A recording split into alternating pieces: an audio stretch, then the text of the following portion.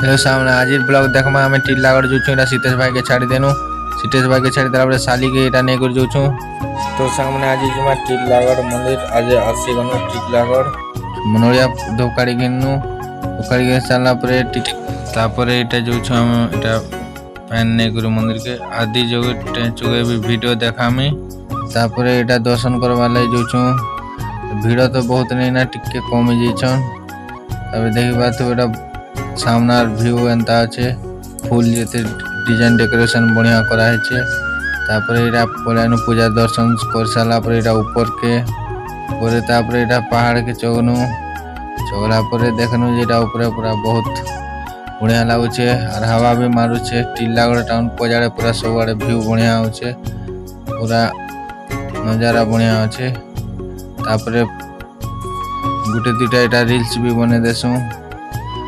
बने सारला परे तापरे पले आसु फिर एटा पले गले उतरी आसु संगीता झरणा फोटो हेले तापरे पले आसनु तो हमर पूजा तो हे जितिला ना एटा देखो हमर परे भी बहुत लोग भीड़ एटा आसुचन मंदिर के आसी करी गेट रो फोटो नि होय केबे एंता हे नि पारे तापरे एटा ऑफर मिलला जे इने आधा घंटा लगे देले बाची बाची करी पूरा तापरे परे आसनु आजी जोगी टेचुगे तापरे देखो नजारा एंता दिसु छे देखो तापरे ता पाखे अछि एटा से साइड रे अछि शिव मंदिर और पहाड़